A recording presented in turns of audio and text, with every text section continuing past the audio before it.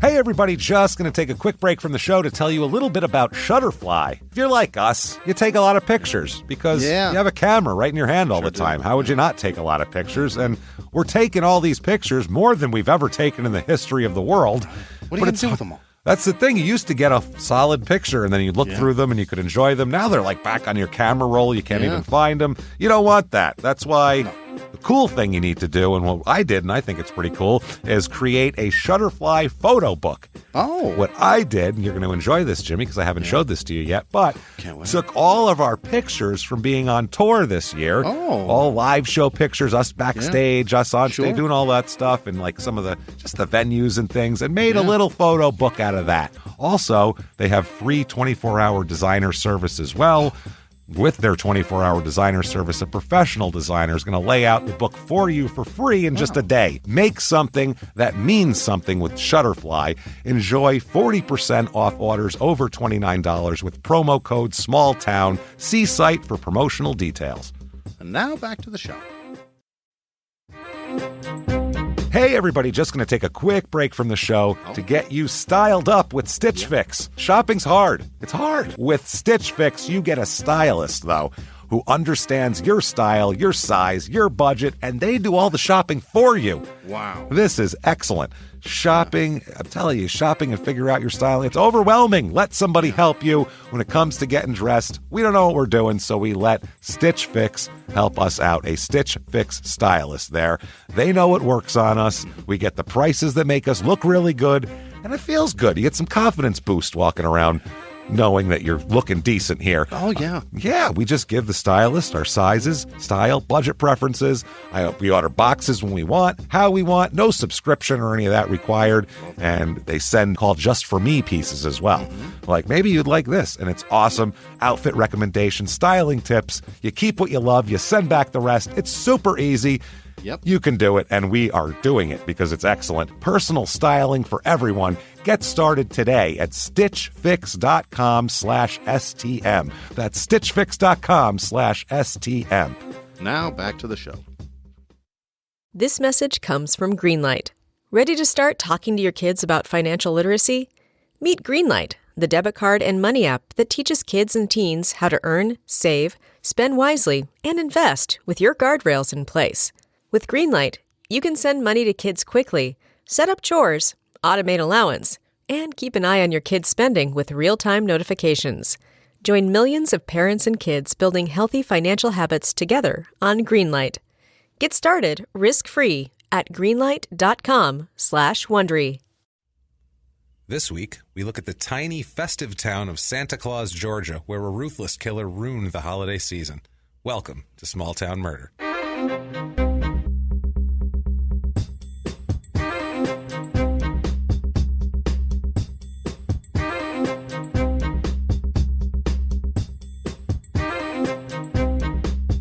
Everybody, welcome back to Small Town Murder. Yay! Yay! My name is James Pietragallo. I'm here with my co-host. I am Jimmy Whisman. Thank you guys so much for joining us this week. We are excited as usual. We have an insane case this week in one of the weirdest towns we've ever done. This is the weirdest town we've ever done. This is like a theme town. It's insane. Theme town? It's called Santa. We'll get into it. Okay. Hold on. Well, I don't want to spoil it now. Okay. But we'll get into that in about 2 minutes. Just want to say a couple things real quick. First of all, thank you for your iTunes reviews this week. Guys, we say it every week, and we really mean it, honestly. They mean the world to us. That is what drives you up the charts, along with your listens, obviously. But that's huge for us on the business end. So when you guys do that, when you take the 30 seconds to sign in, it absolutely means the world to us, because this takes so long to put together. Crazy. It really is. It takes forever to put together. So it just shows us that you appreciate it, and we can't thank you enough. It doesn't matter what you say. We don't care. Yeah. We really don't. Tell us your favorite color. Say I told 6 people, and That'd then be tell great. 6 people. That'd be terrific. Or you don't even have to. Just say you told 6 people. We'll be happy with that. Give us the 5 stars. It's all good. Thank you for that. But really, I want to make a special thank you to all of our people who donate on Patreon this week. Holy hell. Guys, thank you so much. I can't tell you what that means to us. Honestly, it's true. Because I'll give you a little insight if you care. If you don't care about the business end of this at all, or kind of how podcasting works, then skip ahead about a minute and a half and you're good. 2 minutes and then we'll be into towns and murders and all that. But real quick, the business of podcasting is difficult. It's brutal. It's very difficult. And I don't know how to put this legally properly. You sounded like an 8-year-old that got caught in a lie. The cookies were, that's what it is. But you don't, a lot of times you don't get paid for what you do till a lot later, like 6 months later. Or more. Like you wait for money from January in July type of thing. That's that sort of thing. And this ends up being a lot smaller number than was told to you. Sometimes it changes. Happens. Sometimes things change and stuff like that. And this has become for me. This is like 60 hours a week. Yeah. These two podcasts we do, and also you can throw in P.S. I Hate This Movie too, which is another job. 10 hours. It's a legit job that really it takes a lot because we're comics too. Yeah. Like you have a normal job because you support your family, do all that. You have a normal job, and this is all I do.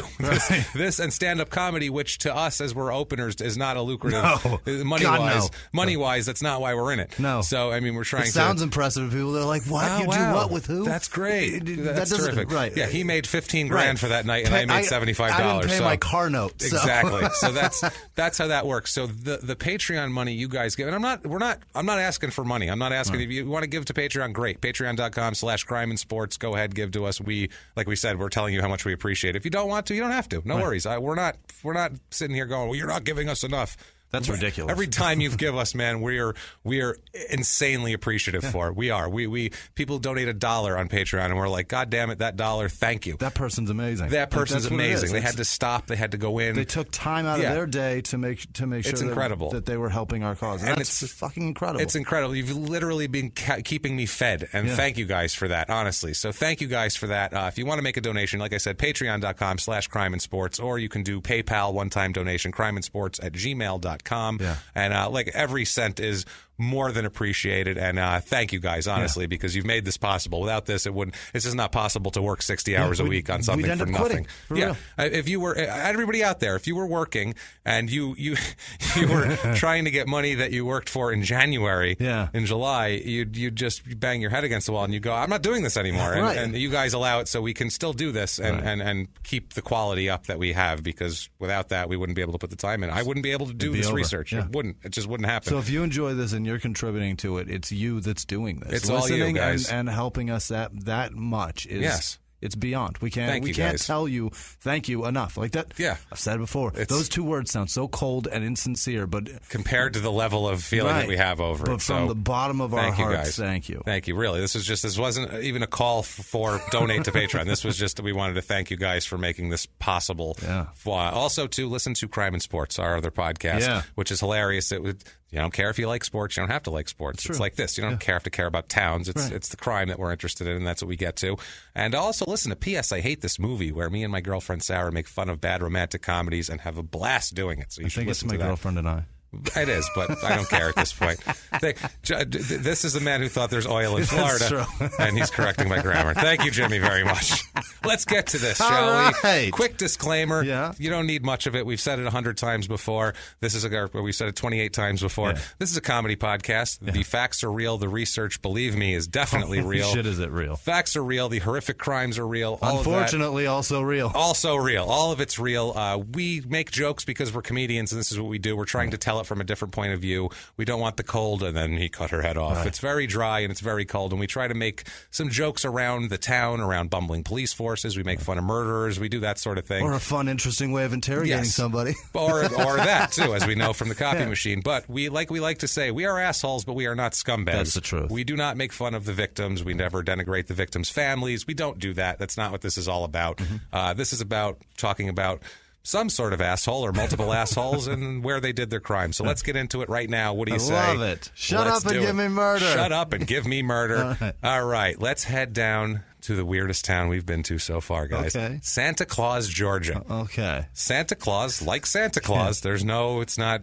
spelled weird and pronounced Santa Claus. It is Santa Claus, Georgia. And These people mean it, boy. It's let in me the tell Santa you. Claus belt. What is this? Wow. This Yes, is it's in the elf belt down there. What The toy belt down in the why southern did they region. do that? We'll get into this. Okay. You don't think there's going to be a little history involved in this of how this happened? This is unfortunate. There has to be a lot. It's why, and they're not the only Santa Claus too. We live in Arizona, and there is a Santa Claus Arizona Get outta here. that has like 12 people in it because it's been abandoned basically since it's like 2 structures. Is it just like where they get all the mall Santa Clauses in Christmas time? Kind of. It's super weird, man. Okay. We'll get into this. It's a few towns tried to do this at the same time, and they don't all thrive. We'll put it that way. This was a dumb idea. Let's find out about it. It's in the southeastern part of the state, but it's not anywhere near any border. It is buried in Georgia. This is just Georgia through and through. Yeah. It's 3 hours to Atlanta, hour and a half to Macon, hour and a half to Savannah. What? It is in the middle of goddamn nowhere. It really is. It's an hour and a half from anywhere that you actually want to be. I'm telling. There's a lot of Vidalia onion farms around there, that sort of thing. This is farmland. So it stinks too. It's going to be very oniony on top of everything else. It's rough. Right in the middle of Toombs County. It's zip code 30346, area code 912. If you're watching out for people calling you from Santa Claus, very small town. It is 0.2 square miles. 0.2 square miles. It's a very small town. It's like a little town square kind of a thing with some streets around it and houses. Very small. When you pull into the town on the city limits, there's a big marker with Santa Claus. Fuck. There's a large Santa Claus, of course, big statue smiling, and it says Santa Claus, quote, the city that loves children. That's what it is. That's not appetizing at all. I don't want my kids anywhere near there. The city that loves children. That is terrifying. Our story actually has to do with people that actually are good to children and love children. So they're fit in Santa Claus here, these people. Let's get into the town a little bit. Basically, there was a guy stopped along U.S. Route 1, which is a road here, set up a roadside stand in the 1930s. There was a farmer named Green. He peddled pecans, fresh fruit, and souvenirs to people that passed by. Reindeer food. That's it, yeah. This is before interstates.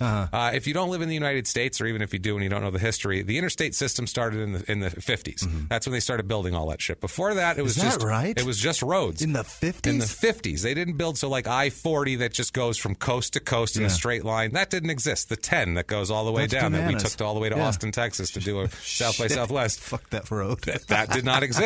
That's crazy. None of these roads existed, only state routes. So when you took it, it was like you were taking the route like in My Cousin Vinny, like where they were taking Alabama and these back roads and all that. You weren't getting on a 8-lane interstate and just going. So this is this type of thing. So if you saw something, I guess it makes sense because what the hell would ride on a freeway exactly before the 50s? Yeah. So I mean, they didn't connect all of that. They called the Green the farmer. This is funny. Quote. He was a real jolly fellow with a red complexion and a roly-poly figure who was always laughing and smiling. He started calling the community around here Santa Claus to help promote his business. Okay. Now, in 1941, he spearheads a big movement to have the community incorporated, and they call it Santa Claus. Wow. This is all for him. They get another guy on board named William Salem, who was a state legislative representative. He's a real estate developer also from the next town, and he built most of these little red brick houses that are, of course, everything is red and brick, and this whole thing. It's wild. So what they do is they would actually let people sometimes, they would just wanted people to come here. They loved the town. They wanted people to frequent these businesses. They would let people move into the new homes that didn't even have money yet. They'd let them move in and start paying later on. They were like, yeah, move in, don't worry about it, pay us, start paying us when you have the money. Like it was that sort of thing. Really weird here. In this town, all the streets are named after Christmas shit. This town is the town of Christmas. They had a street called Spruce Street. They renamed it after William Salem. It is the only non-Christmas-related street name in the entire town. I mean, it's still Christmassy. It's a fucking tree. Yeah. So they figured this would be a nice place. People would stop on their way down to Florida on vacation. They'd stop here. Hey, it's Christmassy. Hey, we do all this stuff. But problem is, interstates I-75 and I-95... Completely, nobody took that road anymore. Radiator Springs. Done. Yeah, now it's that was it. That was in the 50s. Hilarious. That was pretty much town died by then. I mean, that was it. I found an article from the L.A. Times in 1986 about this town. You poor thing. That's right. I'm reading L.A. Times. This is what I mean. Thank you guys for everything, because I'm sitting here looking for 1986 articles in the L.A. Times about a tiny town in Georgia. Like, Jesus Christ, man. It's the town that time forgot because of freeways. That's and right. James is sitting here reading about it. I'm reading like, oh boy, the mayor said, oh boy, look at this. The mayor says the interstate killed us. Yeah. He's an insurance salesman who lives on Dancer Street. The mayor. Named Dancer after Street. a reindeer, you guys. They have an old-timey post office to help boost the trade in Christmas card mailings with a Santa Claus postmark, because that's what they do. Yeah. They have a tiny cinder block building next to City Hall that they remodeled to look like a turn-of-the-century post office to make it cute and kitschy. They have like an antique postal cage, the whole deal, all that sort of thing. These people in the 80s were like trying to get some business in there. They were trying to get a, quote, like a candy factory or a toy manufacturing plant where we could put a guy, dress him up like Kris Kringle and make him a full-time employee. That way people will actually go out of their way to stop there with the kids. Here's the thing about theme towns like that. When you name something after something and everything's about that, eventually you fucking hate that. Yeah, you have to. Yeah, you're like, this goddamn... Fuck Christmas. Oh, everything that has to do with fake snow coming down. You're like, eat shit with gross. This. Oh, God, can you imagine Santa Claus? No. People curse him when they leave. They look up at him and like, you fucking asshole. Especially if you have to go to bed in that fucking town and that guy's your neighbor. You're like, this fucking asshole. Red-cheeked cocksucker. I don't like you at all. So they're saying that if we had a toy factory, there's the 18-unit Santa Claus motel there. Their owner says something like that would put Santa Claus back on the map. Back on the map. She said, I've noticed a lot of older people are beginning to come back to Route 1 because they feel like they're trapped. They're trapped on the interstates. Yeah. No, they're not. No. People use interstates. That's It's it. because it gets them where they need to go faster. They're not going to your town. They said literally, we think that people are going to stop using the interstates so much soon. That's what they said to come here. Like, how delusional do you have to be? Unreal. We were forced to go through your shithole before. Now we don't have to, and it's great. Definitely. Here's one of the things to do in this town, and we'll get it over with now. Christmas season officially opens the Friday after Thanksgiving. They light the 30-foot evergreen tree in front of the City Hall, City Hall, which is the address of City Hall is 25 December Drive. Oh, Jesus. Of course. Building is decorated with a big nativity scene, plastic Santa Clauses all over the place. You can't get away from Santa Claus in this goddamn town. A week before Christmas, they have a big community holiday party held at City Hall. Santa Claus passes out candy and fruit to the children like it's the 1820s. Wow, they have a big, the biggest thing they have is the annual Christmas Eve candle lighting ceremony. Yeah. They do all this. The mayor says it's really a beautiful, beautiful sight. From 6 o'clock in the evening when the candles are lighted until way into the night. We get a constant stream of cars going through with their headlights off. Well, holy shit. Someone's going to get run over. That sounds very dangerous, by the way. That's not a good thing. No, he just says, I just want to find an investor that's willing to set up a toy or a candy factory here. That's it. They think that's going to do it, huh? Wow. That's it. He's really banking on the Seas Candy people coming through. That's going to save this whole fucking town. And this is great too. The lady. You know he writes letters to like Hasbro or some fucking Mattel. Yeah. All these people. I have a town. I have a fat man that we dress in red. If you send your factory here, I will put him in an office and people will come visit. Please do it. Thank you. The woman named Barbara Blackston, who's the manager of the Santa Claus Motel, says the only people there are Georgia Power Company nuclear plant temporary workers. It's the only people there out of her. She said temporary employees coming in and out. She said we could stand getting more tourists. If I owned this place, I'd put in water beds, new carpets, mirrors, and all sorts of things for them. I'd really have this business going. Water beds and mirrors are her plan. There's nobody fucking there. No. There's nobody there. People aren't going to stop using the convenient interstate system so they can go stay in a water bed in a shithead hotel. Fucking whole motel somewhere. Water beds and mirrors are not. Wow. It's not 1986. No, good Lord. And by the way, if you do get a candy shop or a toy manufacturer, now you've got to get a bunch of midgets running around. Oh, now you're going to have little people everywhere. It's going to be terrible. Taking tours and meeting the midgets. You got to have a fat guy who can stay healthy. They're older. They might not be able to work every day. If you got a real it's ridiculous. Sorry, the town thing. Sorry, guys, going to take about 2 minutes longer than normal, but this is hilarious to me.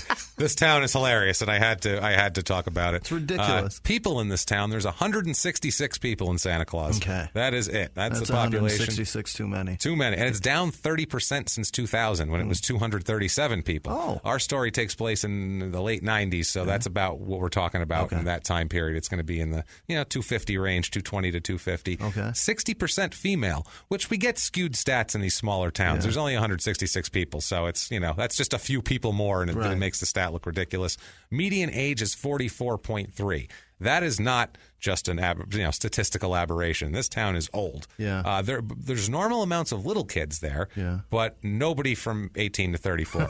Like the normal thing, it would be like 18 to 24, 12% would be normal. It's like 3% here. Weird. It's like they just run screaming from this place. That's bizarre. Think about it. If you're a kid and you don't want to be a kid anymore, now you're an adult. You're like, get me out of this Christmas. Right. If I hear Rudolph the Red-Nosed Reindeer one more time, I'm going to hang myself from City Hall at 25 December Street. Meanwhile, I'm in the South. I haven't built a snowman. I build mud men. Like, this is crazy. This is hard. I build onion men. Right. I go out to the field and just build onion men. I roll them up in a big ball and put them together. This is 25% of the people are between the ages of 65 and 74. For some reason, that 9-year window has a quarter of the population. Well, it's all the men traveling there to compete to be Santa. I was going to say, it must be that. It's a Santa pageant every year. They must have taken that census during Santa audition time, I feel like, in that town. Yeah. It's the only way that happened. Santa had just died, and they got a bunch of dudes, an influx of applicants. You know it happened. It's got to be. 95 households in this town total. So, I mean, that's how small we are. That's why I'm giving that stat. 60% are married, which is a little bit higher than normal. But like I said, all these stats, small town. It all doesn't matter. Unless it's way off. It's just because it could be 2 extra people. Right. It's just that sort of thing. Race and religion, it's very white. 91% white. Yeah.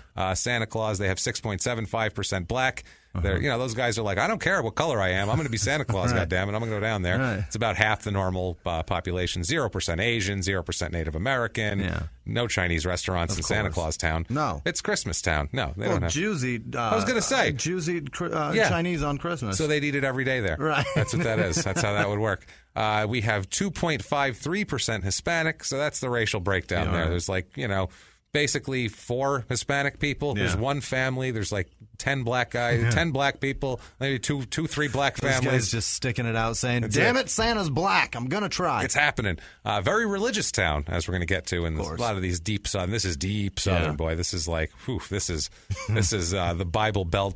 This is where the Bible Belt buckles. Yeah. This is like the clasp. The buckle. This is the clasp. One, yeah. Right here. A big black and gold buckle, like Santa. A big pilgrim buckle. Yeah.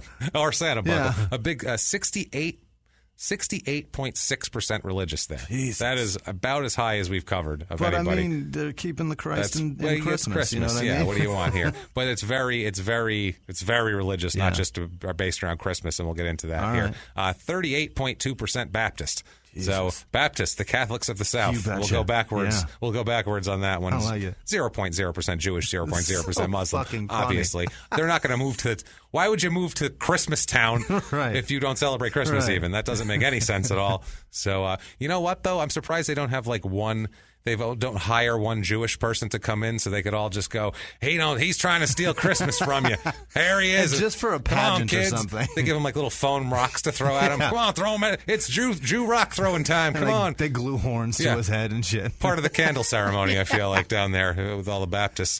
Sorry, Baptists, but you guys are pretty hardcore. That's true. all we're going to say. Average household income down there, about $34,000 a year. So it's about $20,000 less than the average household income in the United States. The jobs down there, not a lot of things, as you'd imagine, in the high-tech industries. 0% for engineering, computer science. Well, they don't have any toy factories. If they had a toy factory, they'd have an engineer that knows how to design at least the machines that makes the toys. Not a lot in terms. They're below everything, below an education library, below all this sort of thing. No community social services. That's not there. 0.0% work in healthcare support because it's a small town. They don't have a hospital there. They do have 0.76% firefighters and law enforcement. So there's one guy. There's a couple of dudes. That's one guy that turns out to statistically. So it's one dude. The police is 240 people. That's the guy. Or he puts out the fire. She just waits there with his hose. That sort of thing. It's rough. A little more food preparation serving, as you'd expect, because they're trying to get tourists here. Overall, cost of living, we do the 100 being average. Their cost of living would be an 80 as comparison with that. But the really low thing is housing, which is at a 42. Oh. 42, which is not Santa's a lot. workshop is cheap. Cheap, man. Median home cost there is about $78,000, which is well below, about a little over $100,000 below the median average. Most of the homes are all between $60,000 and $150,000. There are 0 homes for sale here, or 0 homes over $200,000 in value in the entire town. It's not a big town. Santa Claus, if we've convinced you, and it's I know it's going to be tempting to not move here. If you have to, you just have to go to Santa Claus, Georgia. We have the Santa Claus, Georgia real estate report for you right here. 2-bedroom apartment on the average there, although there aren't any available right now. Go for about $645, which is about $400 less than the average. I found one house for sale in the town proper. One house for sale in the town. There's some around in Lyons, which is the surrounding town, but not in the town on a Christmas street. Okay. Found one. It's a 3-bedroom, 2.5 bath, 2,000 square foot house. God. On Holly Street. And it's under $200,000. Just south of Reindeer Avenue. Oh, Christ. For $69,900. Wow. That is incredibly cheap. That's what great. A deal. That's a steal right there. So if you're really into Christmas, that's your shit. Check that out right there. At least buy a vacation home there. Go spend December. You have plenty of money left to buy a Rudolph if you want. Oh, God, you can imagine. Spray paint its fucking nose. You look like Clark Griswold. You can cover your house and shit. You'll have plenty of money to do that. Things to do there. August 26th is the Little Miss Faces of Bliss fashion show. They like that kind of shit in the South. They're into that.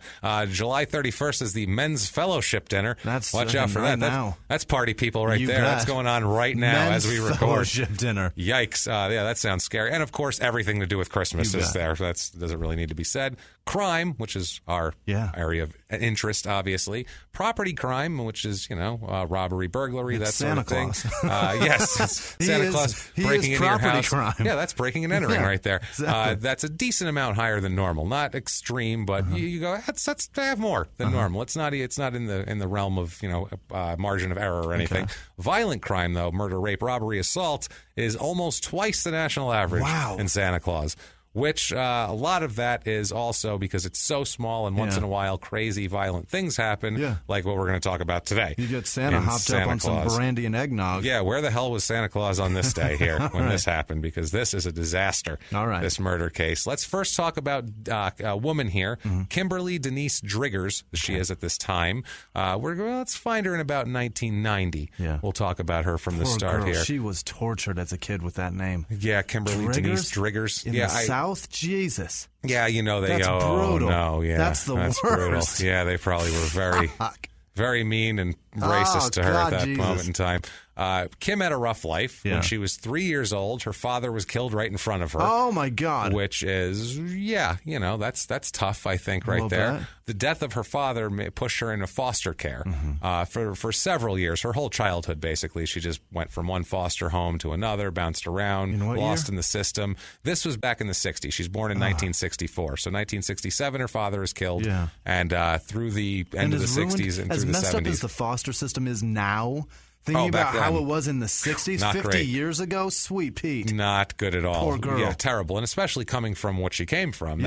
She's basically Dexter. You know what I mean? I mean, that's what's going on here. She's Dexter, and that's going to be a little scary. And that's like the best case scenario of coming out of all that. Yeah, at least Dexter had a job and an apartment. You know what I mean? He had a couple of relationships. And he's killing terrible people. Honestly, Dexter is more like socially put together than most comedians I know. Honestly, he really is. He had a family, and a wife, and a kid, and a house, and a job, and did all that shit. I know people that can't. They sleep on.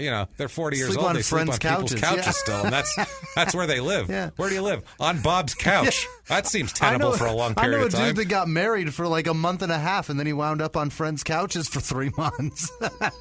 Comedian, exactly. That's a guy that tries to function in the society that you live in, people. That's what I'm saying. So, hey, it's not bad so far when we got here.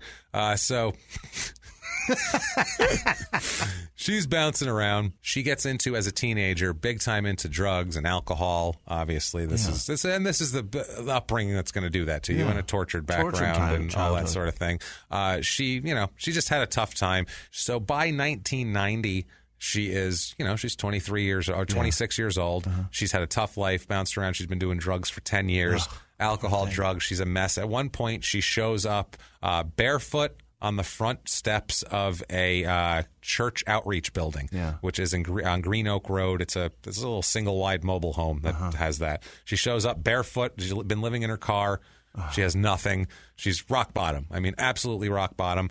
She she has 3 children at this point, Amber, Brooke, and Bryant. Oh, the poor lady. Yeah, the poor lady. They have all been taken by the state at this point, which is brutal. Fuck. Just brutal. The Brooke and Bryant are twins, by the way, too. Not identical, obviously. They're boy and girl, but they're twins also. So, I mean, she had those at once, which is hard for anybody. Yeah. If you have your shit together and you have a kid and then you have 2 more and they're twins, holy shit. Like, that's... I can't imagine. I feel that's tough.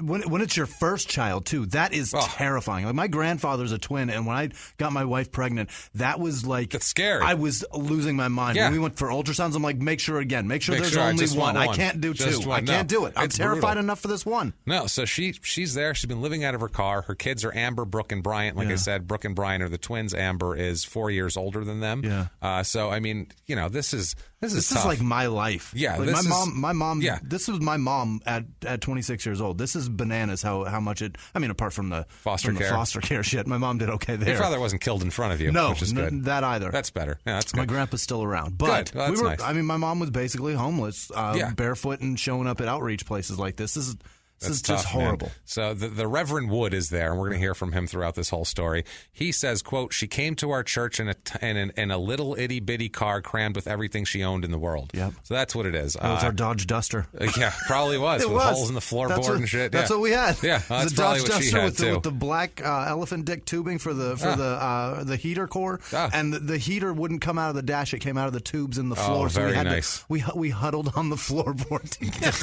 water in Colorado Springs. I'm going to call this like an AMC of some kind, like a Pacer or something like that. Something I feel like garbage. Yeah, some kind of garbage shitbox that barely rolled into this poor place here. Coasted in on the last of the fumes that were in the gas tank, too. And here, it's at this church that she meets the most unfortunately named man I've ever encountered in my life, Danny Daniels. Oh, Jesus. She meets. And his name is not Daniel Daniels, it's Danny Daniels. That's what they named this poor man. Why would they do that? I don't know. He's about 10 years older than her. Yeah. Danny Daniels here. He's a nice guy. He's a mailman in nearby Lyons. He's a small-town mailman. He teaches adult Sunday school classes. Yeah. He's a Pentecostal guy, as all these people are here. He is, by all accounts of everybody, just a nice man. He's the type of guy, like, people talk shit about religious people, and we do it all the time. We make jokes and everything, and that's fine, because neither of us are religious, but some people, this is like how you should be. Yeah. If you're like this, we're not talking shit about you. This is fine. Be nice to people. Do this shit. These are the people, like, this is how it should be. Right. I feel like this is what, It's a model parishioner is what you're saying. That's exactly right. He absolutely is. He resided in Santa Claus for years since he was a kid. They moved to Santa Claus. Like I said, postal employee. Just a nice guy. Now he meets her. And she cleans herself up. Yeah. And he washes her feet. Washes her off. He washed her feet because she's religious. Because he's religious. That was probably part of it. Come here. Come hither. God, that just creeped me right the fuck out. So he helped her. He helped her overcome her addictions. He helped her with the counseling, and I'm sure put some Bible verses in there and all that sort of thing. Either way. However he did it, he got her just not living in a car and not on drugs. That's great. So terrific, right? What a guy. They end up together. They end up getting married in 1992. Great. So that's nice. So now she's got a completely different life. Yeah. They get married. They regain custody of all 3 of Kim's children. Wonderful. Isn't that nice? Terrific. I mean, that's as nice as you could be. They move into a house, a nice little house. Beautiful little house on Dasher Street right near Rudolph Way. I fucking hate this. The house is wedged between 2 catfish ponds, and they have big, tall pine trees. So it smells lovely. They have grapevines that they pick, and they make, they have grapes they grow and all this sort of shit. Oh, my God. It's ridiculous, man. Also, Danny brings a daughter named Jessica into this. She is older than her children. She's 4 years older than Amber. Okay. She's 8 years older than the twins. Yes, 8 years older than the twins, exactly. This house that they have, it burns to the ground in the mid-'90s. What do? They rebuild it. Yeah. Let's just rebuild the house. May as well. And while we're at it, since we're rebuilding this house, let's get some foster children. Yeah. Let's start adopting kids. Let's make the house bigger. Let's make it bigger because, poor Kim, she grew up in the foster system and all, and she said, I want to give back. I want to help kids like me. She's a saint. She's turned into a wonderful, but these two are like model citizens. I mean, they live in Santa Claus in a little house on Dasher Street with a little family. The town that they're loves adopting children. Kids. It's the town that loves children. They do. Good God. She's creating her own little Southern Brady Bunch. I wish this town loved children a little bit more. Let's introduce Jerry Scott Heidler. Okay. We're going to call him Scott Heidler because everybody calls him Scott. Nobody. Yeah. But if you know anyone who goes by their middle name, worry about that person because half of the people we've encountered go by their middle name for some reason. But I've never encountered a human being that I know. I can't name 3 people I know that go by their middle names. I know one, and he's a complete fucking scumbag. There you go. What's your middle name, Jimmy? It's not Jimmy, is it? Doesn't matter because it's not Jimmy. That's it right there. It's That's Ellis, the point. if you want to know. There you go. So this Scott Heidler here, who I don't trust at all just from that, he's born 1977. I never even thought about that. I'm so glad that you just said that. That's the truth. It's like you can't. There are serial killers that go by their middle name. Most of them. Yeah. Half the people we covered go by their middle name. It all comes up. It's so strange. He had a tough childhood, this guy here. Okay. He's born 1977, like I said, so he is 13 years younger than Kim, little older than 4 years older than Jessica, Danny's daughter. Yeah. So that's kind of in the range of where he is. He had a tough childhood, too. He had open heart surgery when he was only 4 years old. Oh, Jesus. So he had health problems. He was placed in multiple foster homes because of poor supervision by his mother. Yeah. Just awful. A woman a woman named Sylvia Boatwright, who was his foster mother when he was 11, said that he had imaginary friends. Oh. He carried a mouse around in his hand. Oh, my God. So this is just the saddest little... He's like from a Dickens novel, this kid, like coming out with like a chimney sweep in his hand and a mouse in the other. Holy shit. My heart's a little weak. Can I go home early today, sir? Like, this is horrible. He's like, okay, so is he being fostered by them? Is that what's going on? Not by them, no. Okay. We're talking about, this is a Sylvia Boatwright, a woman who was his foster mother when he was in 1988 when he was 11 years old. Okay, so he's just 4 years younger than Kim? He is no. He's 13 years younger than Kim. Gotcha. He's 4 years older than Danny's daughter. We haven't gotten to why he's being introduced. No, not yet. Okay. Well, he comes in later, too, in the story. But anyway, you want to hear something worse about him? Also, she said, quote, Scotty was afraid of the dark. He was afraid a knife would come through the ceiling and cut him. Yeah. This kid That's is a logical fucked up. What kind of fear is that? This kid's fucked up. Yeah. Like, and I don't know to say I understand he's had a reason to be, but he has mental issues, this guy. Later on, he's returned to his mother. He attends a school in Baxley for children with learning disabilities. His teacher said he would mutilate himself. He'd pick at his skin until he would bleed. Like he's like a 10-year-old heroin addict, this poor kid. He drops out of high school in the 10th grade.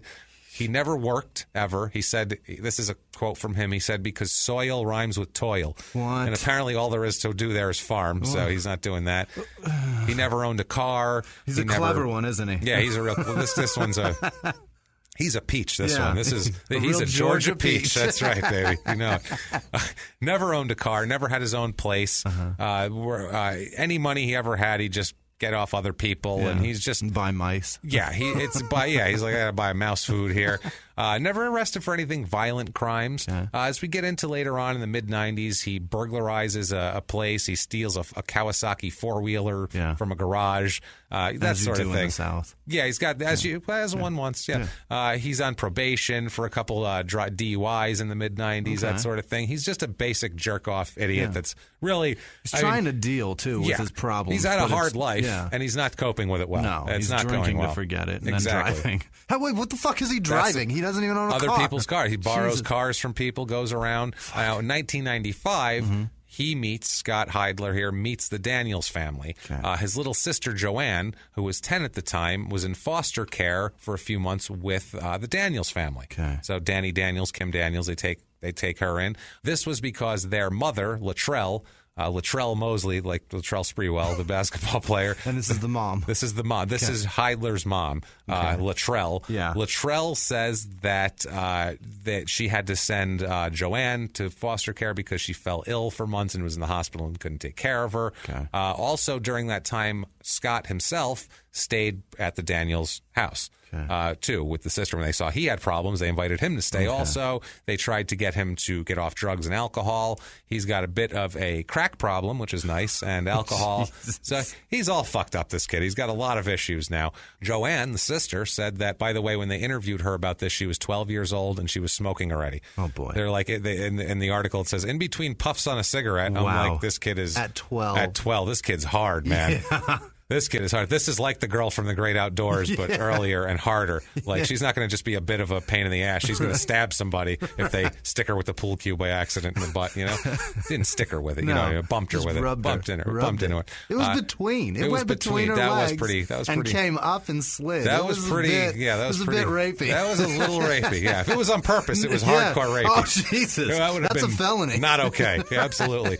She said, though, that she enjoyed the Daniels. Joanne said she liked it. Also, her mother, Latrell, kept in contact with Kim on the phone. Okay. They kept talking because Kim wanted to see how the Joanne was doing. That's how nice these people are. Latrell said, this is the mother, says that Scott and Jessica, his daughter, Danny Daniels' daughter, dated a bit then. Now, this right away, why is she doing that? He's 18, she's 14. Yeah. Let me tell you something. Here's the thing. I have a 15-year-old daughter. If a boy, when she was last year, an 18-year-old boy came to the house with him, there wouldn't even be a conversation. I would pluck his eyeball out like in The Handmaid's Tale and replace it with his nutsack. Period. That's it.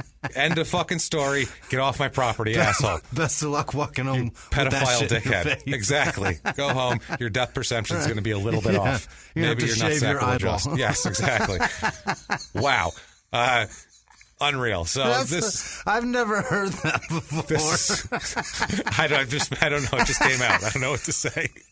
Not planned at all. Okay. Just plop it right in there. Latrell, his mother, said, quote, they sat together at church. He was over there all the time. Apparently they had stopped dating, but she thought they were still friends. Sometimes Scott would still stay over at the Daniels home in Santa Claus because they were still like kind of looking after him, even though he was trying to get with their daughter and they didn't like that. And he's an adult. At that point. Now, a friend of hers, Christy Wood, who is the Reverend Wood's wife, who was Kim's best friend, said that she never thought that Scott and Jessica actually dated. She said that, he really liked her and people would tease her about it and she was just very shy and self-conscious. She's 14, 15 years old. She wasn't into it, you know what I mean? This Wood said, quote, he'd like always call her over to the car and want to talk to her. And she said, she knew he knew that she was too young, but she had a feeling that, he could get with her anyway. It was one of those things. This kid's he's not right. And also with a lot of these kids, because I knew a guy like this in high school. When we were like 16, there was a kid who was like 22 years old. What? He was dating a 15-year-old girl, and her parents knew about it. What? And were okay with it. Jesus. And he was like, lived with these, like his adopted parents. And this is like 1996. Yeah, this is what I mean. This is like, this happened in like 95. Jesus. And he was like, he had a weird childhood where he was in like foster care and was like, he was 22, but they were like, well, he lost 6 years. He's like 16 now. There's a mentality of the 16-year-old. That's kind of what we're dealing with here. I feel like it's sort of the same thing. Apparently, though, he was banned from the house at some point because he kept bothering Jessica. Yeah. So apparently, he's banned from the house. It seems like it would take a lot for these people to ban anyone from their house. Anyone, unless they catch him with like her underwear in his pocket. or something. It would take a lot. That's what I mean. They would take that. It wouldn't take like, hey, keep eyeballing her. Like I feel like they would talk to him and try to get. Right. They're doing that. The Reverend said that Heidler went to church there for about 2 months with them. He called him. Reverend Wood called him quiet and withdrawn. Said he didn't have much to say. Hey everybody, just going to break away from the show for one moment to tell you about our good friends at Blue Apron. BlueApron.com. Oh, guys, this Blue Apron is delicious. If you haven't gotten it yet, please get it. Give it a try. Give it a try. What are you going to go out and get some fast food tonight? And get some? Don't bother with that like garbage. A terrible person. Don't. You're going to feel gross. You're going to feel, and your family's going to have no experience of your partner, your kids. None of that. You're not going to do anything together. You're just going to get a bag of stuff, put it on the table, and eat it. No. You want Blue Apron. Yeah. You want to get that big box in the mail every week that just has meats and vegetables. Nutritious foods. Nutritious, good foods that are easy to cook. So easy. So they all take less than 40 minutes to prepare for less than $10 per meal. Unbelievable. Can you go wrong with Blue Apron, Jimmy? No. no. Delicious, delicious meals. Let's talk about some of these meals this week that are coming up. Basil pesto chicken with summer vegetables. Doesn't that sound good? Amazing. How good is that? Whole grain pasta and summer vegetables. They keep everything seasonal, too. Meatball pizza with fresh mozzarella. Yes. This is what I mean. This is the type of food you're getting. Real food, good food, delicious food that you can cook with your family and have a great time doing it. It is just the best. Check out this week's menu and get your first 3 meals free. Free with free shipping. Free shipping, too. Unbelievable. All you have to do is go to blueapron.com/small. You will love how good it feels and tastes to create incredible home-cooked meals with Blue Apron, so don't wait. That's blueapron.com/small. Blue Apron, a better way to cook. And now back to the show.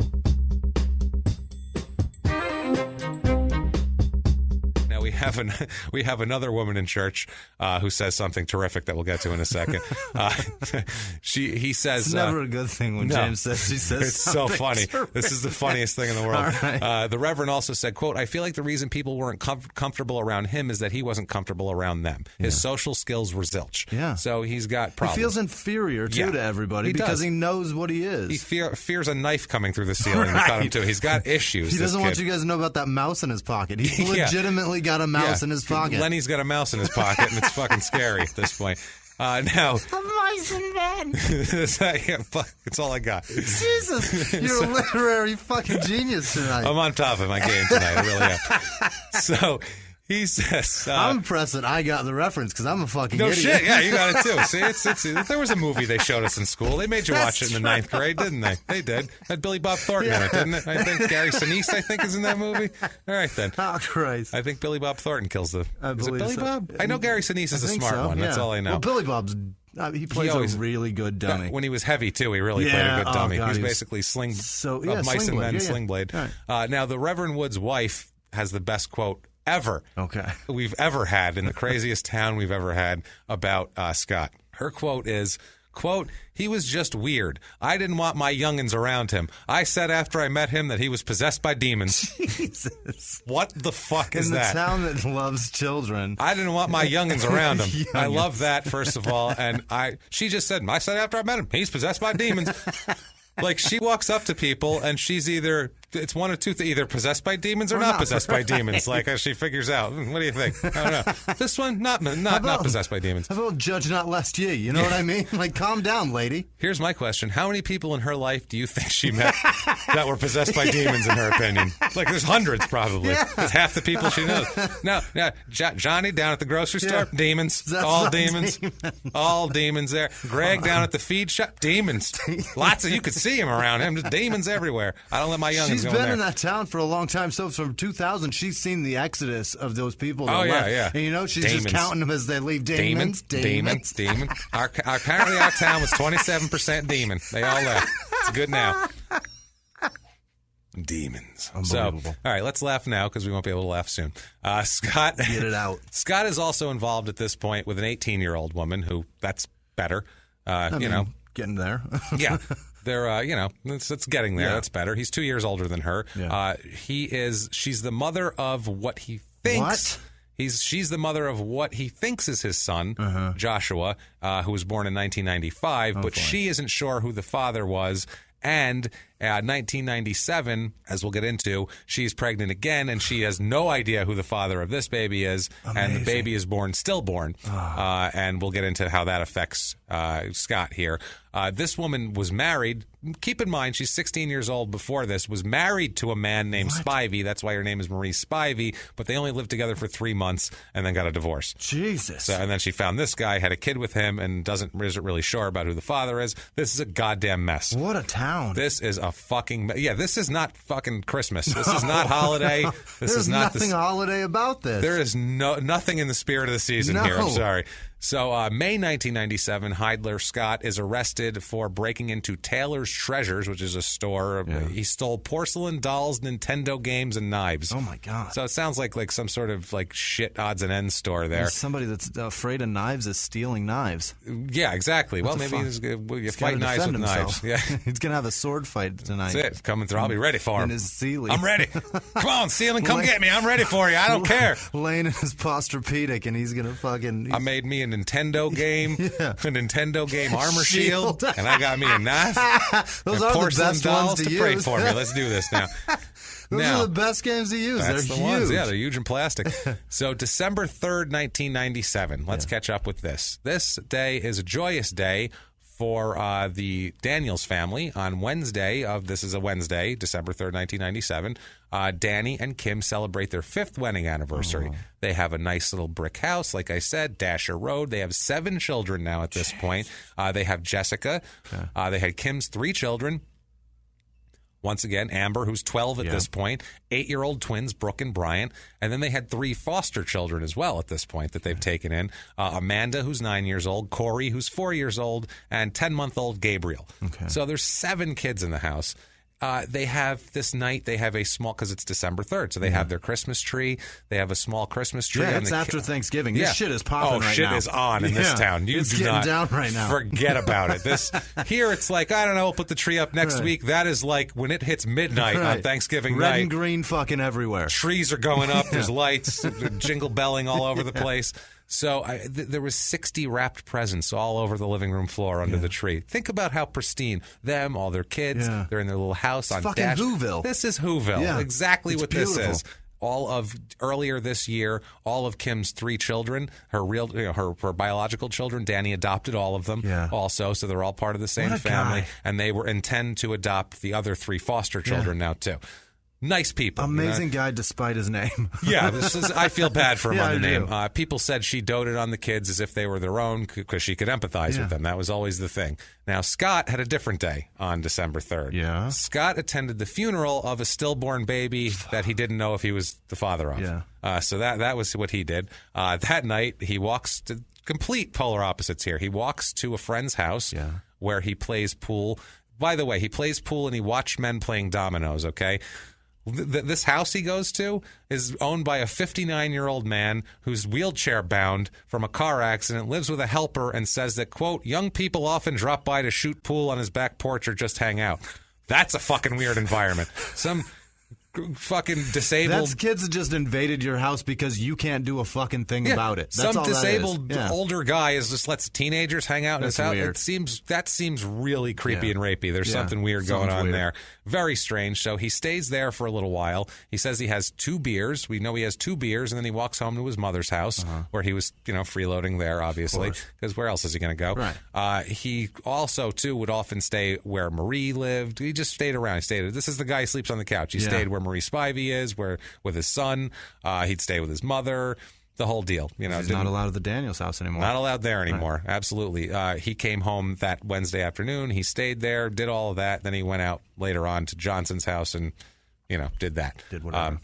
He was over at his mom's house for a little while before that. He said he was feeling like he was coming down with something. Always says he's sick, by the way. He says he's not going to live very long. He says he has heart and lung problems, which he had a surgery for his heart, but we don't know what the lung problems are. We never really find out. He said he was going to take a shower and then go hang out at Jerry Johnson's house, the disabled fellow there. Yeah. He calls her at about 10 or 11 o'clock at night. From his house, from Jerry Johnson's house, from hanging out. He calls Marie, that sort of thing. So he's having a night trying to blow off some steam, basically here. So he leaves the hangout here at about 11 o'clock. Apparently, everybody says on foot.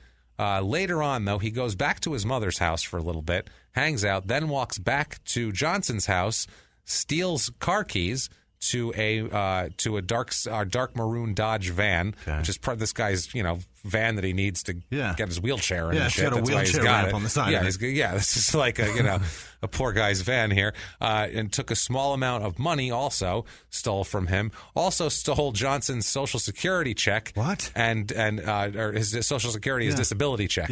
Too. So he steals his handicap van and his disability check. This is some evil shit here. He went to his mom's house, took a shower, went to Johnson's, hung out, drank beer, went back home for a minute, and then went back to commit felonies. Yeah, to commit a bunch of felonies. Yeah, exactly. Apparently, he went back after when he was home at his mom's. People started talking about the stillborn baby, and that's when he ran out of the house. Yeah. Went back over there and took all this shit. Yeah. Gets in it, gets in the van, fires it up, gets on U.S. Route 1, and heads to Santa Claus. Okay, what's he doing there? Let's find out. He gets there a little after 1 in the morning. Yeah. He arrives at the Daniels house. What he does is he gets a stepladder that was in the garden. He hoists himself up to the bathroom window through the stepladder, breaks into their house. He looks around for a little bit while they're all sleeping. Everyone in the house is sleeping. He finds a semi-automatic shotgun from a gun cabinet. Oh, my God. In the bedroom, in Kim and Danny's bedroom. And they're asleep right now? They're asleep. Everybody's asleep. He goes looking for Jessica at this point with the shotgun. As he's walking around the house, he encounters Bryant. He's the 8-year-old, one of the 8-year-old twins, lying in his bed. He shoots Bryant in the back with a close-range shotgun blast, an 8-year-old sleeping child in their bed. Okay, this causes, obviously, everyone to wake up because it's loud as shit. Jessica runs toward him, apparently trying to get to Kim and Danny's room. He shoots her in the back. She goes down. She drops. She's one shot. She's dead right there. Scott ends up going into the bedroom of the Daniels now and shoots them multiple shotgun blasts all over the place. It's sad because Jessica was found like in the doorway leading to the master bedroom. Basically, she was trying to get to her parents. She got shot. He shoots them multiple times here. It ends up it's a Remington 1100 semi-automatic shotgun that's missing from the cabinet, which that's what it is. They find 7 spent shotgun casings found throughout the house. That particular model gun holds 6 shells. So he reloaded. He shot those 2, shot them a little more, and said, "Gotta finish the job," and reloaded and shot him again. Kim ended up being shot twice, once in the stomach and once in the arm. Danny was shot up to 4 times. Wow. Yeah, finally one in the head. The blast to the head finally killed him. Jesus. The other ones, once in the back of the head for Jessica. Bryant was shot once in the head. So they said that they died instantly, the kids, but they said that Kim and Danny probably lived for a few minutes, which is excruciating and horrible, especially knowing that your kids just got shot too and everything else. I can't imagine. That's insane. Now, a neighbor hears these noises. By the way, we have not got to the worst thing that he's done yet. What? A neighbor hears these noises about 1:45 p.m. and calls the police department, obviously. A.M., right? This is 1:45 in the morning, calls the police department. At this point, Scott, he leaves. There's more kids in the house, as we know. He's killed 2 of them. There's 5 more kids. He then wakes up Brooke, who is the twin of Bryant, the 8-year-old. He wakes up Amanda, who is 9 years old, and Amber, who is 12 years old. He wakes them up. He tells them that a burglar had broken into their house and that Kim, their mom, told him to take them away. Okay. He then gets them. Unbelievable.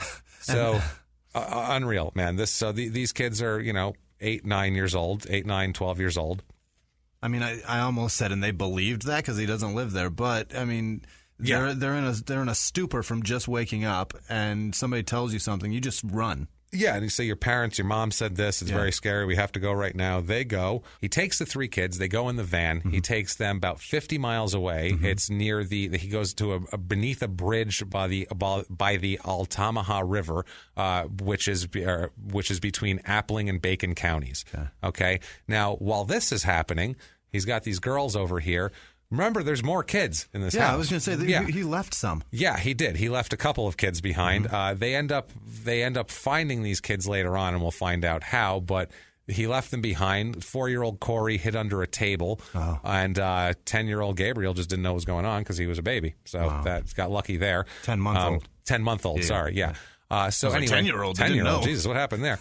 So back to. He's taking the kids on the bridge. I just want to let people know what happened to those kids. They're like, did they die too? Because that's what we're going to get. What happened to the 4-year-old and the 10-month-old? So he takes the 10-year-old out of the van and takes her to a boat ramp and sexually assaults her. Oh, Jesus. And when I say sexually assaults her, I mean as horrible as you can be. It's absolutely horrific, and you'll find out from the charges later what it is. But absolutely the fucking worst thing you can do. The worst, okay? After he does this, he takes her back to the van, and the poor kid is crying her eyes out and asks him, he still has the shotgun, mind you, through all this too, asks him to please get rid of the shotgun because you're scaring everybody with the shotgun. So he tosses it into the river. He tosses the shotgun into the river. He then leaves the girls in December in the middle of the night on the side of a farm road in the middle of nowhere. Leaves 3 little girls out there and drives off. You know where he goes? Back to his mom's house. What? Just back to his mom's house. He left them standing on the side of the road in the middle of nowhere, in the middle of the night in December. Even in Georgia, it's chilly. You know what I mean? It's December 3rd, the night of December 3rd. So it's not pleasant outside. No, it's cold. So these poor girls are found walking along Bacon County, a rural Bacon County road, by a farmer at 6 o'clock in the morning. Some farmer finds 5 hours later, and they're in like their night clothes and shit. These poor kids, it's insane, right? So it's probably 3 hours they were out there, which is nuts. The girls tell the farmer that they were kidnapped from their house. It's in Toombs County. They tell him the whole deal. They kind of know what they're doing here. They tell him that they were kidnapped by a man named Scott Taylor, because that's what they know him as, because that's what he's been using as his name. He tells them all about that. The police get with them and figure out that Scott Taylor is actually Heidler and where they live. Now, the police go to the house, go to their house down in Santa Claus to figure out what happened. It's pitch dark inside the house. They knock on the door, they bang, nobody comes, so they don't know what's going on. So they thought they should go inside and investigate, the police, so they do. There's a 4-year-old in there that's been with his dead parents and dead siblings for hours. They switch on lights even using flashlights to not disturb the fingerprints, not do that. I mean, they went very cautiously through this. They had guns out, obviously. Then they reach the master bedroom, and they see it. They see it, and they see them sprawled out on the bed. They're drenched in blood. They're covered in I mean, shotgun blasts. I mean, think about it. Down the hall, they find Jessica. They find in her nightgown, stretched out, covered in, just a huge hole and lots of blood and just horrible shit. And they could tell it was real close range. Oh man, they find Bryant. Terrible, man. They find Bryant. He's sleeping. This is hard. He's sleeping with his teddy bear. They find him. I mean, this is as horrible as it fucking gets. This piece of shit asshole. The deputies actually need a minute to get their shit together. Like, these are cops that actually have to go, okay. Let's back up for a second here. You hear that a lot. Seasoned vets that their stomachs turn at a scene, but this is way worse. This is the shit nightmares are made of. Yeah, so they're searching to make sure there's no perpetrator here. Yeah, this is what people have nightmares about. And they find huddling in the closet. They find Corey and Gabe, the 4-year-old and the 10-month-old. They take the kids out. Obviously, they without trying to, disturb avert their eyes. They don't want to disturb the crime scene. They've seen enough, too. They were blood spattered and everything else. It's horrible. And by the way, too, he didn't steal anything from them. He just did this and left. He just did this and left. The 9-year-old tells police that Scott sexually assaulted her in the van, and this was also corroborated down at the boat ramp. Also, this is corroborated by evidence of the physical trauma, and guess what? DNA on that. So we got him on DNA. The 8-year-old says that she witnessed she could see it out the window, what was going on. They pick him out of a photo lineup. So now he's got that. They lift a fingerprint from the window of their house, matches Scott. DNA taken from saliva on a cigarette butt found in the floor of the house. Also, Scott's DNA.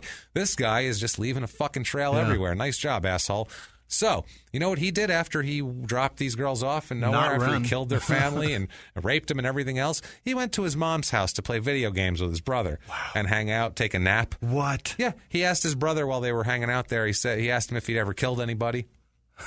His brother said no, and Heidler said that killing, quote, gives you a rush, makes you want to go out and kill more people. Wowza. So he's not feeling bad about this. There's no fucking remorse here. No. Why he let those little girls go, I'll never have any idea. All I can think of is that he was high and was coming down and was starting to figure out that probably shouldn't kill 3 little girls. It's only going to make it worse. Exactly. So there's a manhunt for him, obviously. They know they're looking for him. They look everywhere. They go to his mom's house, obviously. That's the first place you're going to go. They said they got to his mom's house. They said behind the house was a street where there was the van that was stolen. So that's a good sign right there. He walks out the door. Scott walks out the front door as the police pulled up to the front of the house. He said the cops said they made eye contact, and he turned around and ran back in the house. Oh boy! They said they radioed for backup, ran to the back of the house to prevent him from escaping. At that point, his brother came out. Scott's brother came out. Jerry's his real name. Right. Scott's brother comes out, and he's like, "That's just me here. I don't know what you're talking about. The guy you saw was me." We just saw your brother, bro. Yeah, no, that was me. I don't know what you're talking about. We saw a scumbag. Send him you out. didn't. You saw me coming out because I'm the only one here. Send the scumbag out. But no, it's just me. I'm not a scumbag. So people come. Backups comes. They search the whole house. They find him. This is great, too. They find this piece of shit huddled in a crawl space below the house. He's like, I'll hide under the house. That'll do it. Like a John Wayne Gacy murder victim. So he comes, he doesn't, and he won't come out, too. That's the other thing. They had to draw their guns and drag him out. Wow. What a turd. A coward to the end. Like, Coward to the end. Not... That's what I mean. He wasn't even like, all right, you got me. Right. His brother was also arrested for obstructing justice. And so just like, hey, dickhead, you tried for a minute and it's not okay. Hey, dummy, your brother's a horrible person and you just tried to cover for him. Absolutely. So they arrest him. He confesses pretty much immediately. Just sings, lets it all out. He remembered continuously pulling the trigger. Yeah. He says he even recalls having to reload and, the kick of the shotgun hurt his shoulder and the blast hurt his ears. He said he didn't even realize that he shot Bryant, the 8-year-old. He said, I was in a trance-like dream state, and I was only awakened out of it, not by a shotgun blast, but when Jessica yelled at him. Wow. That woke him up. But it woke him up to just make him shoot her, and then her parents, too. So I don't know, dream or not, he's still shooting people. He says, quote, I just went from room to room shooting. That's what he said. I went berserk. That's what he says. What a terrible thing to say. Yeah, he admits to ushering the kids out in the stolen van. Yeah. He tells officers that he remembers driving to the bridge, the river there. Yeah. Takes the 8-year-old. He remembers sexually assaulting her. He admits to all of that. Yeah. The whole deal. He admits to everything. He admits that he threw the gun over into the river. Yeah. The cop interviewing said at times he laughed or, cried, did stuff like that, but basically was unaffected by everything he did. The cop said, quote, he understood what he was saying. We had a range of emotions, but the gravity of what he'd done, he was indifferent to that. That's it. His mother visits him the next day. Yeah. Latrell Mosley comes in. She said, quote, Scott just sat there, real pale, not looking at me. He didn't look like himself. He said, quote, Mama, I just got a minute to say something. And the police told him, Scott, tell your mama about it. Because this is the South. He said, quote, Mama, I killed Kim. That's what he said. Didn't say killed Jessica. Didn't say he raped a kid and killed 4 other people. Just said he killed Kim, which is tip of the iceberg. Hey, Mama, I killed Kim, and it gets worse. Yeah. That's like, Tom Brady going, hey, Mom, I got a football helmet. Right. You also have a shitload of rings and all this. It's not just a helmet. An amazing wife and kids plenty. and an amazing life, and go fuck yourself. The mom said, no, you didn't. And he said, yes, I did. Yeah. And that was it. The mother said, quote, he's just not a killer. If he killed anyone, it would have been his stepfather. That's what he said. Yeah, that's somebody projecting right there. She's like, I can think of somebody that deserves it, but he didn't kill them. Marie Spivey, his on and off again girlfriend there, said, quote, Scott always told me the Daniels were his friends. He said he liked them a lot. He always bragged on them. He said they were like family to him. He adored them people. Yeah, I'm quoting exactly because they all talk like this. It's great. She also said that he was depressed all week about the baby's death. Yeah. She said, quote, he loves kids. He loves my sisters, and he always took care of them. He's always been there for Joshua. He sure loves kids. I don't want to hear shit about this guy's love of kids after he killed 2 of them and raped another one. Horribly. Fuck you. And destroy. Think about those poor foster kids. Yeah. They come from shit. Yeah. They come from a shit environment. They do all this. They now come to a nice family that cares for them, loves for them. In the town of Santa Claus, the city that loves imagine if you're driving into town, you've had a shit life and all this now. No, you're going to be great at our house, and you pull in Santa Claus, the city that loves children. Right. There's presents everywhere. This is amazing. Like, they must have been so happy. This guy just ruins everything. What a complete and utter piece of shit. The day the stillborn baby was born, she said he was writing all sorts of weird, religious poems and shit that were kind of worrying her because they were super weird. Yeah. The sheriff said the next day, they interviewed the sheriff about it, and they said, after the confession, what happened, blah, blah, blah. He said, quote, he had no remorse. He slept like a baby last night. And that's, like I've mentioned 100 times, the homicide, David Simon, Homicide Life on the Killing Streets book there, they talk about that a lot. That's an actual thing. It's become a cliche now, but they actually will put a suspect in the room, let him sit there. Yeah. They like to let him stew anyway and let him get scared, let him get worked up, but they want to see what they do. Yeah. Because if he goes to sleep, that's your guy. Yeah. They all say that because a man who's caught goes to sleep because they're like, I'm caught. They go to sleep. Now I can rest. An innocent man won't sit still. No. An innocent man paces. They look out the window. They knock. They go, why the fuck am I here? A guilty man goes, can we stop at In-N-Out on the way to the police station? Exactly. That's what Scott Peterson did. That's exactly right. No, I'm dead serious. And that's what happened. So asleep. So that's a really good way of telling. The prosecutors say they are going to go for the death penalty on this one, obviously. Here's the thing, though. If you did that or if you didn't do that and you're arrested for that, there is no way. In-N-Out is one of my favorite things in the world. In-N-Out burger and Dairy Queen cheeseburgers are my favorite things. Fuck, I hate those In-N-Out French fries. Oh, God, terrible. so good. Little shoestring, I love them. fucking soggy, gross things. Like 7 of them and dip them in ketchup. They're all soggy. You need 7 to hold any ketchup because they'll just sog. Awful. The thing is, if I'm accused of what this man's accused of, there's no way I could even. They're my favorite things, and I can't touch them. There's no way I'm putting that in my hole. Yeah, no way. This guy, this is ridiculous. What a terrible, terrible thing. He and doesn't give a shit. He's sleeping, doesn't care. Absolutely not. They are going to present evidence of his mental health issues. They said the defense attorneys obviously say his lawyer, this Garrett guy, Mike Garrett, says, quote, he's physically sick and mentally disturbed. No shit. The defense immediately filed for a change of venue, which is probably, and the district attorney agreed with that because because we love kids here. Well, on appeal, that's not going to, they're not going to hold that because it's highly publicized. In the town of Santa Claus, this guy butchers a family in December. This is terrible. There was a string of death penalty cases in Georgia that were overturned because they were tried in the venue where it happened, and it was an overly publicized thing, and they ended up getting overturned on that.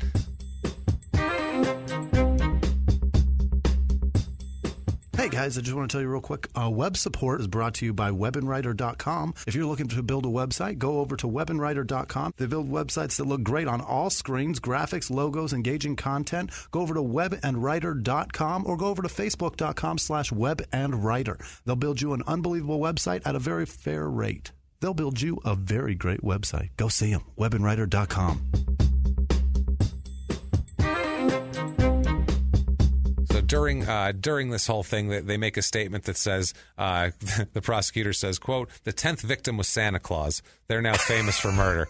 That's what they said. Because there's 9 people in the family victimized, and then the 10th is the town of Santa Claus. Way to make it about yourself, you dicks. I love that they said the 10th victim was Santa Claus, which makes it sound like Santa Claus was raped in a van. Right. Horrible. His big fat ass was raped in a van, and this is terrible.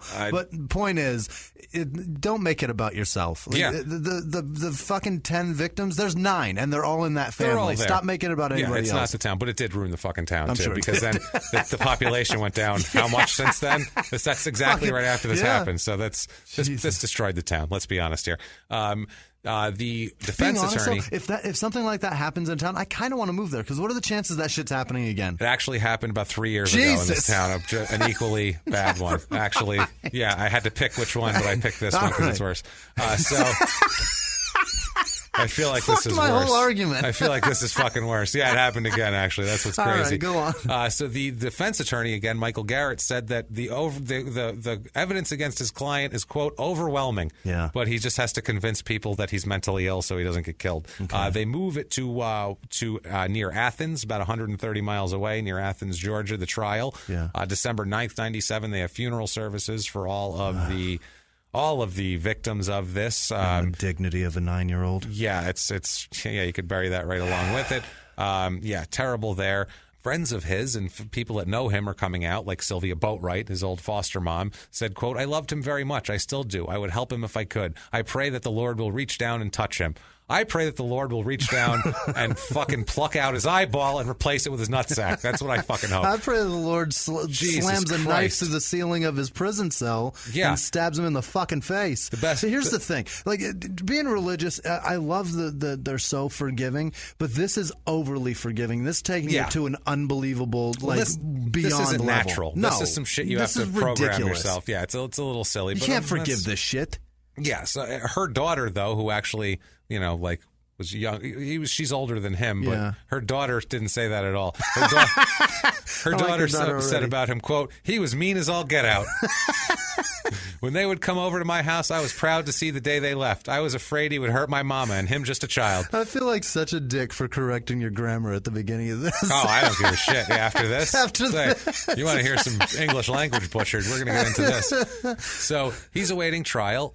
Tuesday, July 6, 1999. Scotty, along with 9 other prisoners, escaped from the jail. What? They escaped from the goddamn jail. Can you believe that shit? They escaped from him. Obviously, they consider him a real threat. A little bit. After he escapes, they search his cell and find 75 homemade weapons he had made from unscrewing wire cages and all that sort of thing, smoke and fire alarm wire cages where he made all these weapons.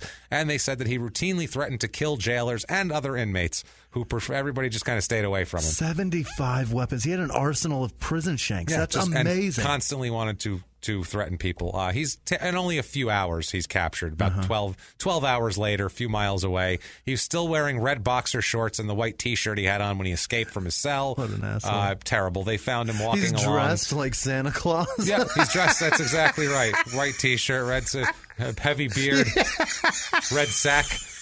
They put out an APB for that guy. They arrested half the town. Half the town was arrested. That is hilarious. He said he put up no resistance. They said that after being read his rights, he said he was tired of running. Yeah. The sheriff that got him said it was quite obvious he made no attempt to camouflage himself. He just said he was walking down the road like, all right, fuck it. August 27th. And sorry, this is running a little long because we did not have a crime in sports this week, so I said I'm going to dig into a deeper case, and let's do that. Yeah. Jury selection begins for all of this on August 27th. He is charged with, let's go down the list of charges, shall we? 4 counts of malice murder, which is aggravated, that's your death penalty murder, kidnapping with bodily injury, 2 counts of kidnapping, aggravated sodomy. Of course. Aggravated sodomy, and that is as bad as it sounds. Yeah. That is exactly what that is.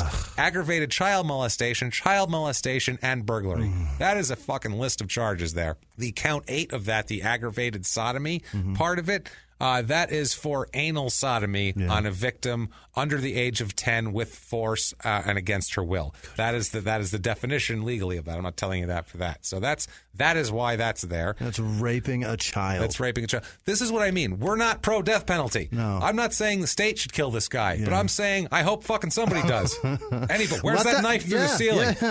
I don't give a shit. Let that drag poor girl him behind a truck. I don't care. Get to an age and let her train up. Let her box. You know what? Then go beat the living shit out of that man while he sits in a chair. I bet there's tons of like disenfranchised Klansmen down there who are like, they're pieces of shit and they want to lynch somebody. Yeah, let them lynch. Just give him this guy. A lynch mob. There this guy's a perfect candidate. He's white, but who gives a fuck? Give it to him. I don't care. I don't want him killing anybody, but this guy, yes, this guy's a good kill one. that guy. Practice on him, and then don't do it to anybody else. And the other part is that stay away from the black people. Please. There's no turning this shit over. Like he's got cigarette butts in the house with his DNA on it. His DNA is on the child. Yeah, fuck him. Kids identified him. He admitted to it. Everything in the world, he did it. There's no question in the world. Murder is an offense. DNA, eyewitness, and confession. 1, 2, 3. Like, fucking kill I'm this even guy. throwing out the 4 I'll kill him. I don't care. I'm tired. I'm throwing out the 4 murders in the house. I'll grab you by your ankles and beat him to death with you. I don't give a shit anymore. Sorry to interrupt you. I'm just I'm so fucking angry right now. For the 4 murders, I'm even throwing that out as like probable cause to murder this man because what he did to her. There's no redeeming. Destroyed her life. Forever. And not just her, the 2 kids in the van that watched that shit. Oh, yeah, not to mention their whole family's dead, too, on top of that. So that's going to, wow. The worst possible ways of death, I wish them on him. Yeah, that's the truth. During the opening statements, they try to present him as crazy. They're saying he's mentally ill. A young mother who testified that she'd hired Scott to babysit her 3 children in exchange for a room in her home. She said he was good with the children and she couldn't have managed without his help. She described him as a couch potato who seldom went anywhere. Yeah. Blah, blah, blah. She also said as for his mental level, she said he was like a teenager in a 20-year-old body. She said, quote, I've seen him go out looking for jobs and no one would hire him. I can't believe this is happening. Well, yeah, I can imagine he probably wasn't very well adjusted.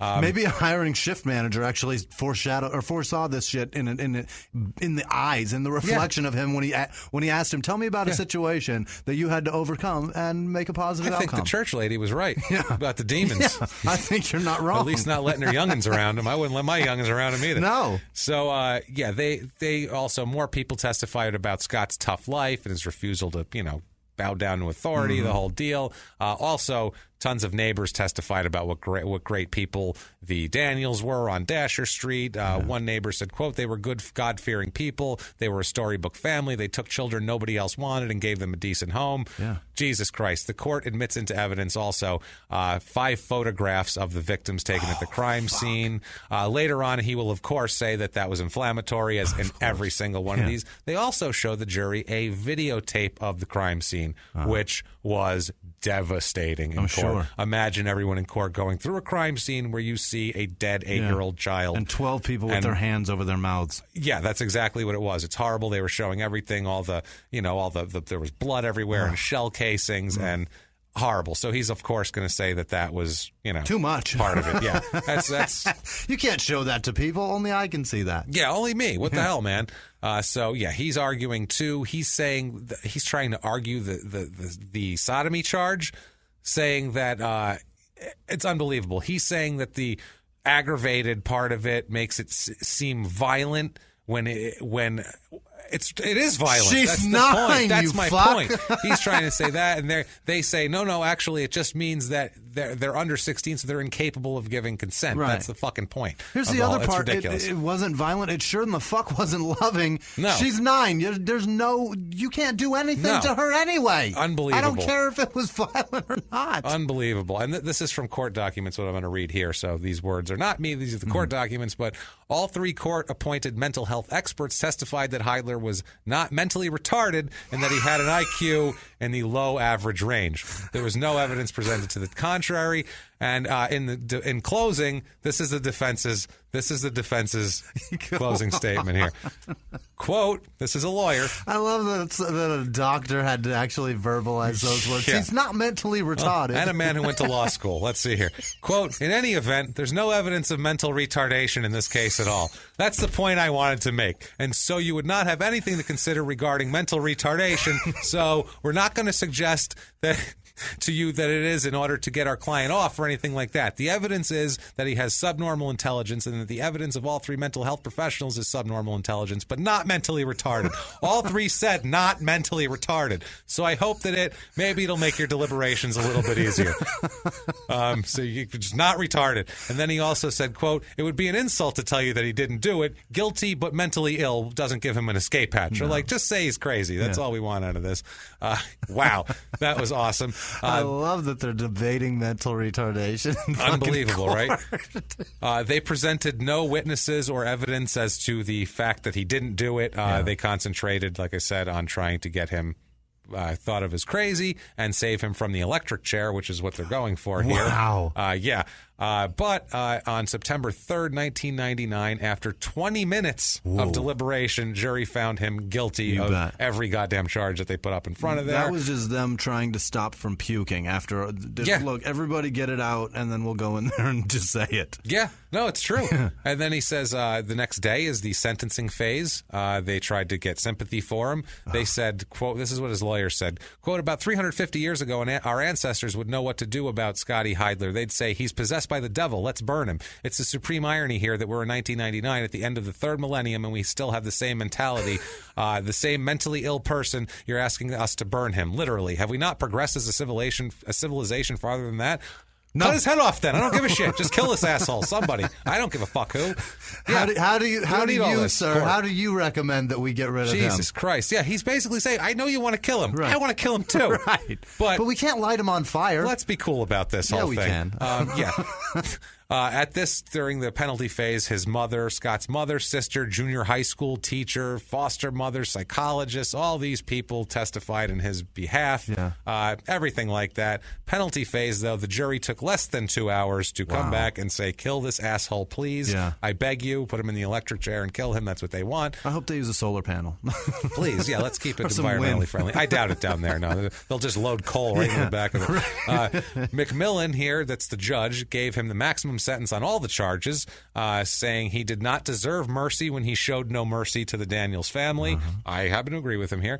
He set his execution date for between October 1st and October 8th, which is like the next month, but there's an automatic appeal, and that goes, because while that's going on, that's a weak window. Yeah, so that's just there. Yeah, when we have time. Yeah. We don't know when we're going to have time to kill this asshole. Not like the cable company.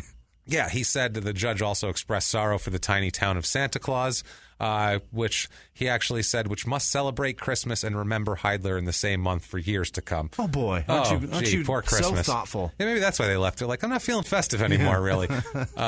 So he is sentenced to death. Obviously, that is obviously going to happen here. For sure. Earned. Yeah, definitely. He files all of his, all of his appeals. Like I said, he says that they shouldn't have introduced the photographic evidence. They shouldn't introduce videotape evidence. All that sort of shit. Just He's basically just trying anything at all. It's the exact same arguments that we always have in these, and it doesn't get him anywhere.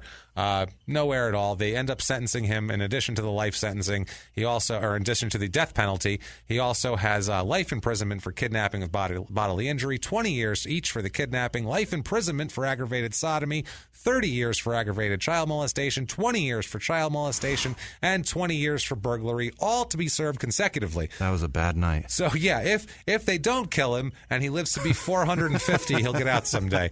Maybe. So, he had another appeal in 2000. They had a big deal, and that got, they upheld the penalty from some of their friends. People loved them. Here is a member of their church said, quote, Kim was just the most compassionate person. She took in everything, adults having bad time, kids, dogs, cats, anybody. She said she gave her life to God and got her kids back. Originally, when she got her kids back. She also said, quote, she gave them youngins everything they needed. She just wanted them to have what she never had, somewhere to be safe. Yeah. Which is, obviously. That's nice. 2000 was his big appeal that got rejected by the Georgia Supreme Court. He filed another for habeas relief in 2011, and that went nowhere. He's still not dead yet. He's still sitting there. Oh boy! But he's still under the death penalty. He's still on death row. That's a terrible place to be. They have not commuted his sentence. I assume he'll probably get lethal injection at this point instead of the electric chair. Which, like I said, I don't care. Just someone kill him. I don't care if it's a Clorox pizza. I don't give a shit. I don't care if the guy in the cell next door stabs him in the face. That's great. Good. Dead. Whatever. Just kill him. Somebody stab this guy, please. I plead to all of you in this jail. Somebody stab this asshole. Good Lord. That's not a legal thing. No. This is all satire. Right. But open his throat. But somebody just, exactly.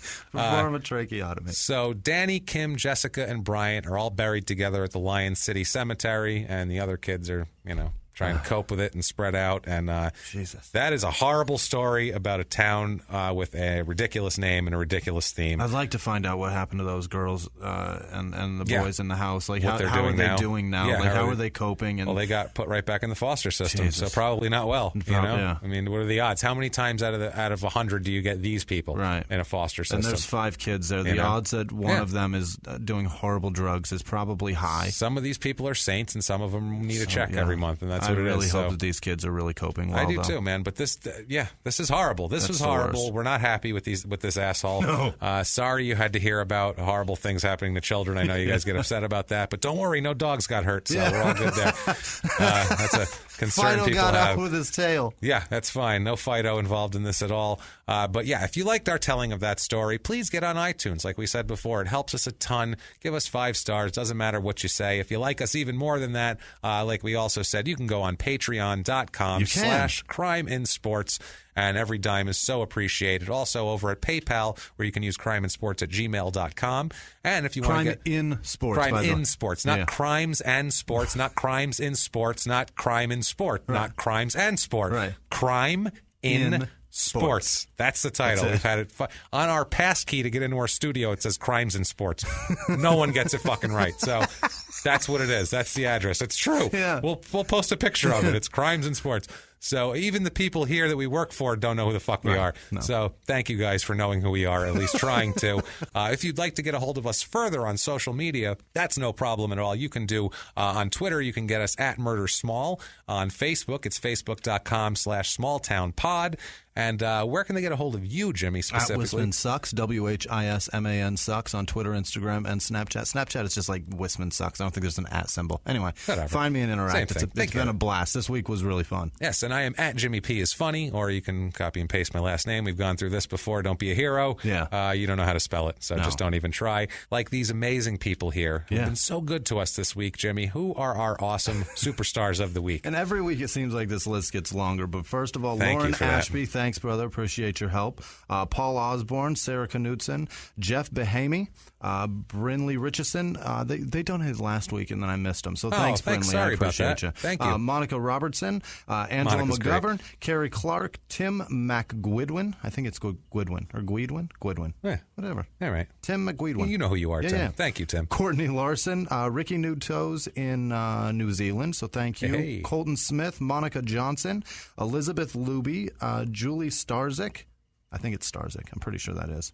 I don't know. It's a very weird one. It's got a Z in it. Ooh, That's yeah, brutal. that's good. Yeah, once that comes up, who knows? Nancy Little, Sid Early, Riley Emmons, Lori Jansen, Nicole Smith, Marshall Now or Naw, N-A-U. I'm going to guess Now. Yes? Yeah. It's got to be. Yes. Yeah, like I have no idea. It's Naw, right? You're asking me Nassau? for pronunciations. I have no idea. Steph, Melissa Swikert, Carol Chan, and Brian Harrison. Thank you guys so much for all your help. Seriously, guys. Thank you for helping support us, and thanks for listening most of You're all. the because best. you guys are you guys push this fucking thing, and we can't do it without you. So we thank are. all We're of you. comedians. We're not journalists, That's and it. we don't have anybody pushing us. I don't know anybody. No, you know not anybody? at all. I don't know shit. I mean, know people honestly. that send me books like Fight Club. I got that in the mail, and I can't fucking wait to read this Yes, thing. thank you for that. Thank you. We don't Whoever know who sent sent it this yet. package. We've got a great package with a couple of dog toys and Fight Club, and thank you so much. And index cards. Yeah. Thank you, guys. You guys rule, and we have no idea who you are. So please let us know who sent that, because it just says Amazon, Right. You know, the Amazon Somebody thing. went shopping, sent us a gift, and left their name out. So if you're being anonymous on purpose, thank you. Thank you. But if you'd like to take some credit, email us, We'd love it. crimeinsports@gmail.com, and let us know who sent it. But that is our show for this week, guys. We'll definitely be back next week. Yeah, you know you're damn that. right. That's not going anywhere. By the way, next week, Australia. Baby. Fantastic. Going down under I love next it. week. We've had a lot of requests, so we're going to do that next week. Can't wait.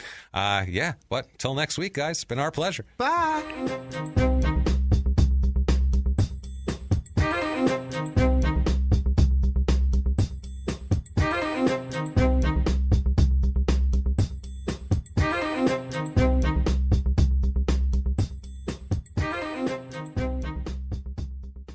Most people think Hawaii is pretty wonderful, but most people don't find changing planes quite so wonderful. Hawaiian Airlines is on it. We're now flying nonstop from Long Beach to Honolulu and nonstop from Oakland to Kauai. And we're flying advanced new Airbus A321neo aircraft. We're talking a modern, fuel-efficient marvel of aviation technology here. The plane matters, and so does the airline. Choose well. Find our best fares at hawaiianairlines.com. I'm Rita Foley with an AP News Minute. 5 southern states now wrestling with a lingering snow, sleet, and freezing rainstorm. Drivers have been stranded, airline flights canceled, and power's been knocked out to hundreds of thousands of people. One person died when a tree fell on a moving car. North Carolina got hit hard, says the Weather Service's David Roth. Areas around Raleigh received 3 to 9 inches of snow. Charlotte received 9 to 16 inches. Did President Trump direct the illegal hush money payments to women during the presidential campaign? Democrats say if the allegation is proven, the president could be impeached or even jailed after he leaves office. Incoming House Intelligence Committee Chairman Adam Schiff. Well, I think we need to wait till we see the full picture. Iraq will hold a national moment of silence today as it celebrates the defeat of the Islamic State group. Today is a national holiday in Iraq. I'm Rita Foley. If you like Small Town Murder, you can listen early and ad-free now by joining Wondery Plus in the Wondery app or on Apple Podcasts. Prime members can listen early and ad-free on Amazon Music. Before you go, tell us about yourself by filling out a short survey at Wondery.com/survey. He was hip-hop's biggest mogul, the man who redefined fame, fortune, and the music industry. The first male rapper to be honored on the Hollywood Walk of Fame, Sean Diddy Combs. Diddy built an empire and lived a life most people only dream about. Everybody know ain't no party like a Diddy party, so. Yeah, that's what's up. But just as quickly as his empire rose, it came crashing down. Today I'm announcing the unsealing of a 3-count indictment, charging Sean Combs with racketeering conspiracy, sex trafficking, interstate transportation for prostitution. I was up. I hit rock bottom, but I made no excuses. I'm disgusted. I'm so sorry. Until you're wearing an orange jumpsuit, it's not real. Now it's real. From his meteoric rise to his shocking fall from grace, from law and crime, this is the rise and fall of Diddy. Listen to the rise and fall of Diddy exclusively with Wondery Plus